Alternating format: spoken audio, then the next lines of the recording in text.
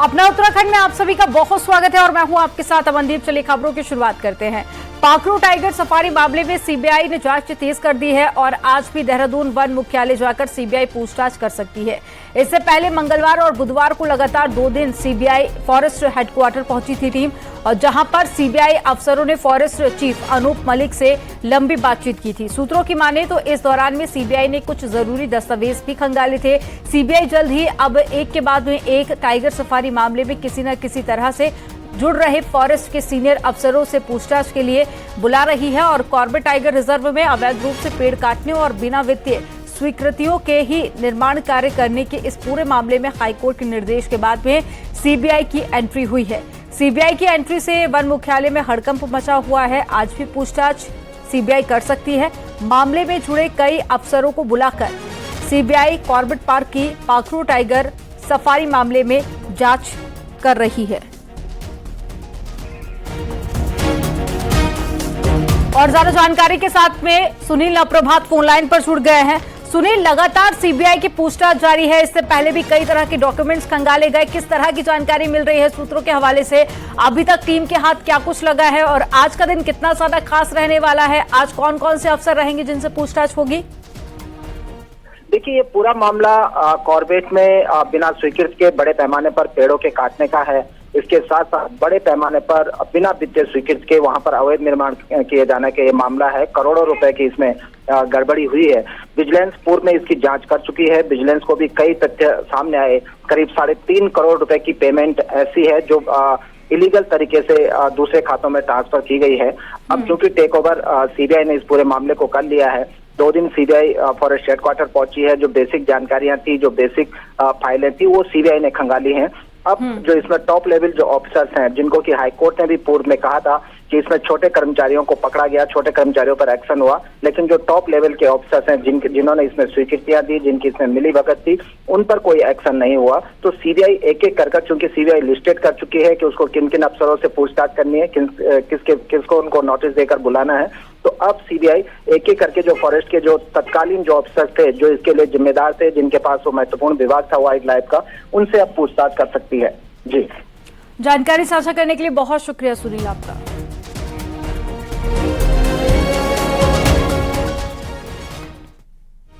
Pauri Lok Sabha seat BJP के लिए सबसे हॉट सीट बनने जा रही है। बीजेपी के अंदर इस सीट पर इतने दावेदार हैं जितना किसी और सीट पर नहीं है। एक रिपोर्ट आपको दिखाते हैं।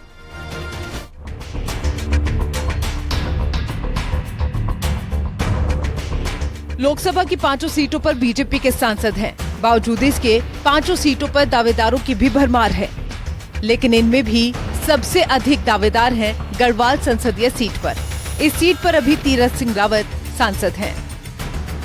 बीजेपी से पूर्व सीएम त्रिवेंद्र सिंह रावत, कैबिनेट मंत्री Satpal Maharaj, retired colonel Ajay Kothiyal, BJP Mahila Morcha की राष्ट्रीय मंत्री दीप्ति रावत, बीजेपी प्रदेश कार्य समिति के सदस्य शौर्य डोभाल दावेदार बताए जा रहे हैं।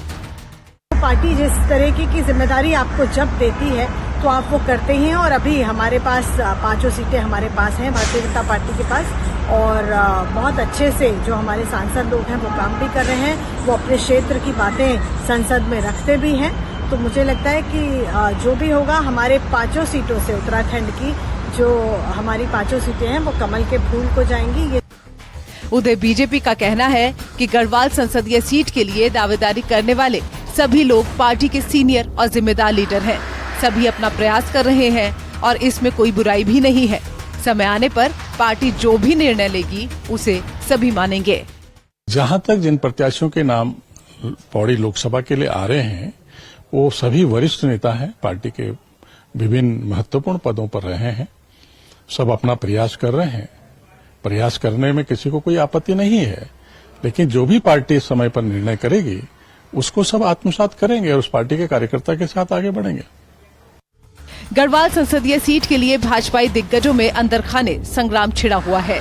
दिल्ली से लेकर देहरादून तक खूब लॉबिंग हो रही है। उधर यही लॉबिंग अब बीजेपी के रणनीतिकारों को खटकने लगी है। उन्हें चिंता इस बात की है कि कहीं उसके नेताओं की महत्वाकांक्षा पार्टी की मेहनत पर भारी न पड़ जाए। न्यूज़ 18 के लिए देहरादून से सुनील नप्रभात की रिपोर्ट। उत्तराखंड ग्लोबल समिट को लेकर सीएम पुष्कर सिंह धामी का यूएई दौरा खत्म हो गया है और सीएम धामी दिल्ली से देहरादून के लिए रवाना हो चुके हैं।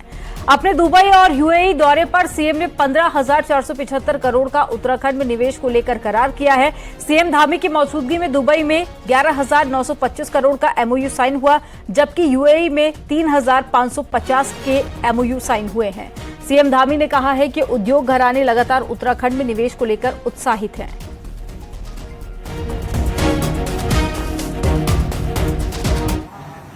कि हमारा काम बहुत तेजी से आगे बढ़ रहा है। लोग उत्तराखंड आने के लिए, लोगों के अंदर एक मन में आकर्षण भी है, उनकी चाहत भी है कि उत्तराखंड में अपना उद्योग और निवेश करना चाहते हैं और हजारों करोड़ के निवेश हमको इस यात्रा में भी उनके साथ करार के रूप में प्राप्त हुए हैं। प्रदेश में अब बाहरी आईपीएस अधिकारियों के डीजीपी बनने की संभावना अब खत्म सी हो गई है।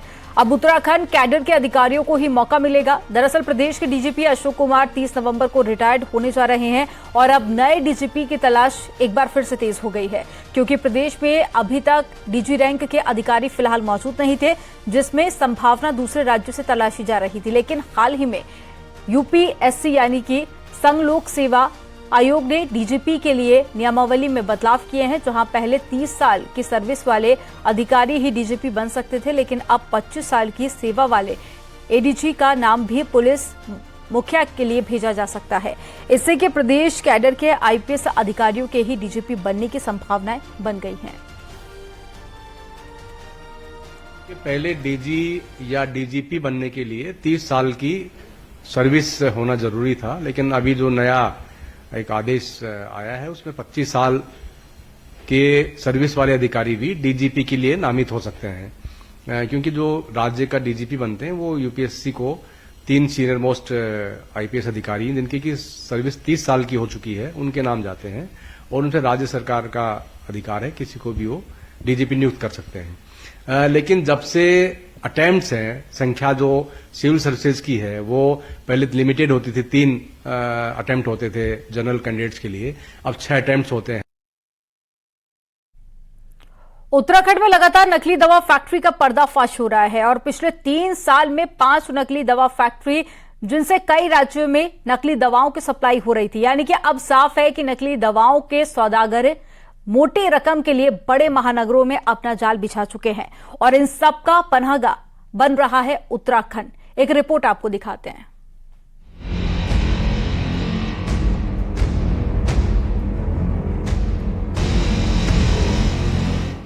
रुड़की और हरिद्वार में नकली दवा फैक्ट्री के मामले सामने आने के बाद ये साफ है कि उत्तराखंड में नकली दवाओं के जाल बड़े स्तर पर फैले हैं। पिछले 3 साल में 5 नकली दवा फैक्ट्री का खुलासा हो चुका है, जो उत्तराखंड, बिहार, झारखंड, यूपी, दिल्ली और हिमाचल के करीब 44 बड़े शहरों में 7 करोड़ से ज्यादा की नकली दवाओं की सप्लाई कर चुके हैं। रुड़की और हरिद्वार में जगह जगह खुली फार्मा कंपनियों पर अब पुलिस और ड्रग डिपार्टमेंट मिलकर कार्रवाई करने की बात कह रहा है। अब तक 65 ऐसी कंपनियों पर कार्रवाई हो चुकी है। उससे पहले भी हम कार्रवाई कर रहे थे, लेकिन अभी वर्तमान में जो है हमने पूरी टीम को अलर्ट कर दिया है कि कहीं भी इस तरह के कोई भी आपको शिकायतें दर्ज मिलती हैं या कुछ भी ऐसी होता है तो तुरंत कार्रवाई करें और उस आदमी जो इस तरह की हरकतें कर रहे हैं उनको तुरंत जेल के अंदर चले। पुलिस अब सभी जिलों के साथ साथ दूसरे स्टेट में भी दवाओं की डिटेल भेजकर नकली दवा की सप्लाई रोकने की नोटिस भेज रही है। जिस तरह की दवाइयां नकली मिली थी वो तो सीज कर दी गई, लेकिन उसका बहुत सारा जो हमने बैक ट्रेल में देखा कि सालों से कहां सप्लाई हुई और खासकर रिसेंट भी अभी कुछ सप्लाई दिल्ली और बिहार को हुई है, तो वहां टीम भेजी कि एटलीस्ट वो आगे उसका सेल ना हो पाए और आगे जाकर कहीं वो और किसी को नुकसान न पहुंचा। तो अब नकली दवा के सौदागर उत्तराखंड को सॉफ्ट टारगेट मानकर यहाँ काम कर रहे हैं और ड्रग डिपार्टमेंट की लापरवाही से लगातार इनका काला धंधा फल फूल रहा है। देहरादून से सत्येंद्र के साथ भारती सकलानी की रिपोर्ट।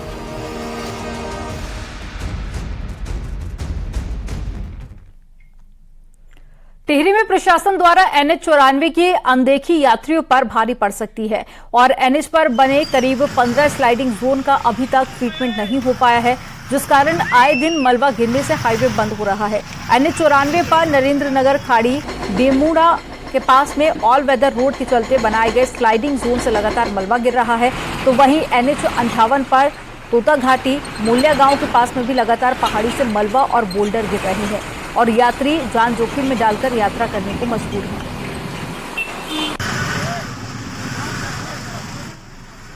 तो मलबा को आधा खत्म नहीं करते हैं, उसको छोड़ देते हैं। जब छोड़ देते हैं तो बारिश जब होती है तो मलबा आधा से ज्यादा आ जाता है। इसके साथ ही जगह जगह हमारी टीम को देना चाहिए, जैसे भी मौका मिलता है बारिश रुकती है हम लोग रास्ता खोलने की कार्रवाई करते हैं। और अभी करंटली हमारे दोनों NH खुले हुए हैं, रास्ते ओपन है, लेकिन जैसा मैंने बताया कि बीच में ऐसे कई ऐसे पॉइंट्स हैं जो कि काफी क्रिटिकल हो रखे हैं, उन पर हम लोग सतर्कता बरत रहे हैं, पुलिस की भी तैनाती। बद्रीनाथ धाम में मास्टर प्लान के तहत में निर्माण काम किया जा रहा है, लेकिन अब बद्रीनाथ धाम में चल रहे निर्माण काम पर कई सवाल भी खड़े हो रहे हैं। एक रिपोर्ट आपको दिखाते हैं।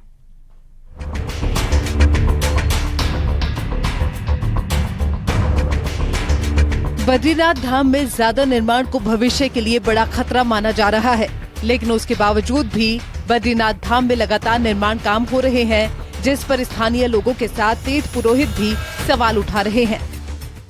और जो कृत्रिम रूप से आप कर रहे हैं उसका आप परिदृश्य देख सकते हो। पूरी बद्रीनाथपुरी में आपने प्रकृति का नाश मार दिया है, ठीक है। नारायण दत्त तिवारी जी के समय में एक रिपोर्ट आई थी, उस रिपोर्ट के अंदर उन्होंने साफ साफ लिखा हुआ था कि नारायणपुरी के अंदर किसी भी प्रकार से निर्माण कार्य नहीं किए जा सकते, लेकिन आप उनका भी उल्लंघन कर रहे हैं।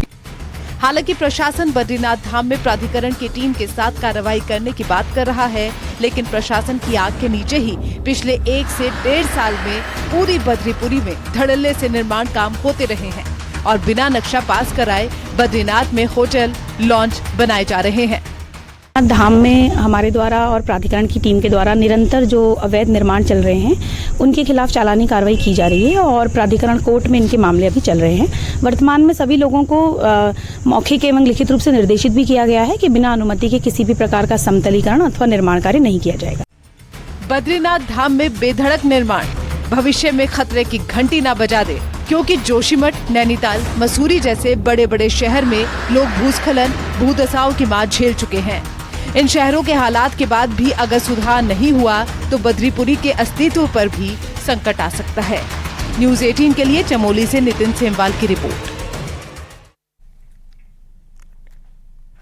उत्तरकाशी कृषि विभाग ने एप्पल फेस्टिवल पर हर्षिल और मूरी के किसानों को 2-2 ड्रोन दिए हैं, जिससे कि सेब के बगीचों में दवाइयों का छिड़काव किया जाएगा। कृषि विभाग के अधिकारियों ने मंत्री गणेश जोशी के सामने ड्रोन से छिड़काव का डेमो भी दिखाया और कृषि मंत्री ने कहा कि बागवानी में नई तकनीकों का समावेशन और नए नए उपकरण राज्य और केंद्र सरकार किसानों को उपलब्ध करा रही है, जिससे कि नई तकनीक विकसित होगी और किसानों को इसका फायदा मिलेगा। सरकार द्वारा 2 ड्रोन यहाँ के किसानों के लिए और 2 मूरी के किसानों को हमने दिए, जिसमें 75% सब्सिडी की कीमत 10 लाख रुपए, 7.5 लाख रुपया सरकार ने सब्सिडी दी है और इससे जहां किसान का समय बचेगा। उत्तरकाशी के हर्षिल में एप्पल फेस्टिवल का आगाज हो गया है।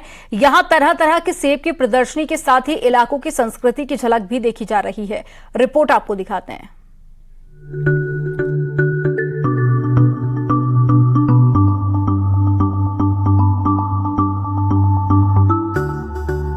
वाइब्रेंट विलेज घोषित हो चुके हर्षिल में सेब महोत्सव का आगाज हुआ। कृषि मंत्री गणेश जोशी ने इसकी शुरुआत की। इस दौरान यहाँ इलाके के सेबों की प्रदर्शनी लगाई गई और तरह तरह के सेब लोगों के सामने रखे गए।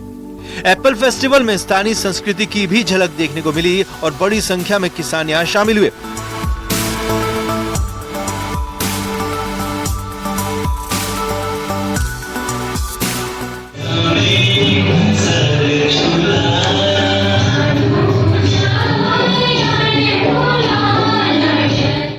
और इलाके में सेब के विकास को लेकर बातचीत हुई। प्रशिक्षण में किसानों को भेजते हैं तो जो अविकसित क्षेत्र है हमारे, जो विकसित नहीं हो पाए कृषि के क्षेत्र में, उनको भी प्राथमिकता दी जाए। जैसे हिमाचल या माना पंतनगर, जहाँ जहाँ भी हमारे कृषक प्रशिक्षण के लिए जाते हैं। वास्तव में किसानों के लिए अगर चिंता कर रही है तो मोदी सरकार कर रही है, किसानों के लिए चिंता कर रही है तो कुछ हमें की सरकार कर रही है। लगातार किसानों के बीच में हम जाकर कर रहे हैं। सेब महोत्सव के लिए बाहर से भी यहाँ लोग पहुँचे थे और मकसद सिर्फ और सिर्फ यही कि उत्तराखंड के सेब को देश दुनिया में बड़ी और अच्छी पहचान मिले और सेब की पैदावार में बढ़ोतरी हो। उत्तरकाशी से न्यूज़ 18 के लिए बलबीर परमार की रिपोर्ट।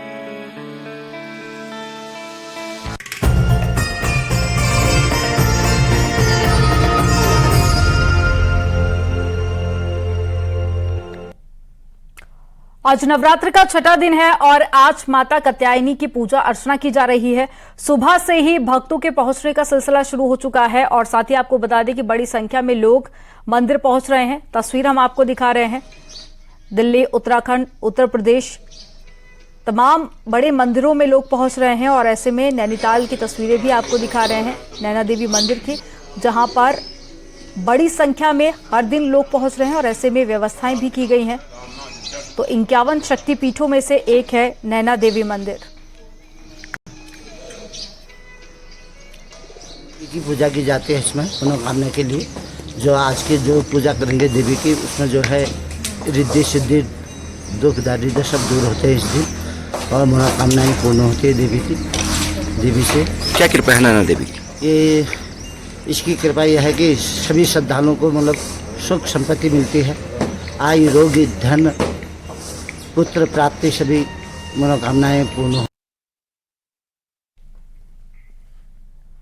चारधाम यात्रा पर बर्फबारी और ठंड का कोई असर नहीं है। केदारनाथ और बद्रीनाथ में हर रोज पहुंच रहे 6 से 7 हजार यात्री। चारधाम में अब तक के सारे रिकॉर्ड टूट चुके हैं। बड़ी संख्या में लोग पहुंच रहे हैं चारधाम यात्रा दर्शन करने के लिए और ऐसे में अभी तक के सारे रिकॉर्ड टूट चुके हैं। अब तक 17 लाख से ज्यादा भक्त दर्शन कर चुके हैं।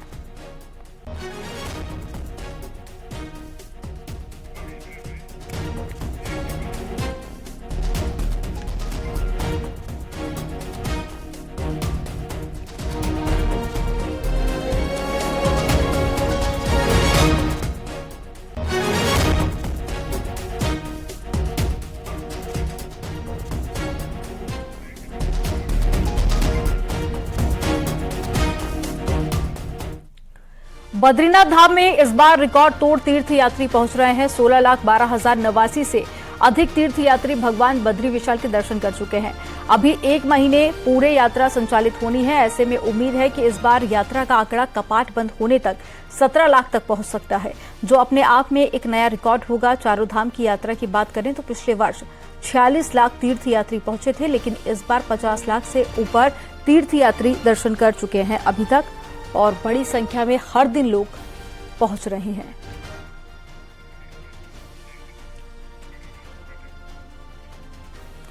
चुनावों में टिकट की उम्मीद हर उस नेता को होती है जो राजनीति से जुड़ा होता है। वहीं किन्नर समुदाय से आने वाली उत्तराखंड की पहली किन्नर नेता रजनी रावत ने निकाय चुनाव में टिकट की आस लगाई है और रजनी रावत ने राजनीति की शुरुआत सपा में शामिल होकर की। साल 2008 में देहरादून मेयर का चुनाव लड़कर 44,000 से ज्यादा वोट पाकर वो सुर्खियों में आई और सपा के बाद में बसपा, कांग्रेस और आप में भी वो शामिल रही। यहां तक कि निर्दलीय चुनाव भी रजनी रावत ने लड़ा और वहीं रजनी रावत का कहना है कि वो बीजेपी में प्रधानमंत्री नरेंद्र मोदी और सीएम पुष्कर सिंह धामी के काम को देखकर शामिल हुई हैं और पार्टी के आदेश पर ही काम करेंगे। मेरी मनमर्जी तो देखो चलेगी नहीं, है ना। जो मैंने आगे चुनाव लड़ी, बहुत सारे चुनाव लड़ी, मेरी जनता ने बहुत मुझे साथ दिया। 2008 में तो मैं पूरा तमाम मेयर का चुनाव जीती हुई थी। चलो कोई नहीं, ये राजनीति में होते ही रहता है। तो मेरा कहने के मतलब कहीं ना कहीं हमारे पुष्कर धामी सीएम इतना अच्छे है, इतना अच्छे। में आज पूरा पहाड़ घूम के आई, इतना सुंदर रोड, इतना सुंदर लोगों का कारोबार, इतना अच्छा लोगों का। हमारे गढ़वाल भी सब पुष्कर सिंह धामी सीएम साहब को दुआएं दे रही है। कसम से मैं झूठ नहीं बोलूंगी। यहां पर वक्त हो गया एक छोटे से ब्रेक का। आप देखते रहिए न्यूज़ 18।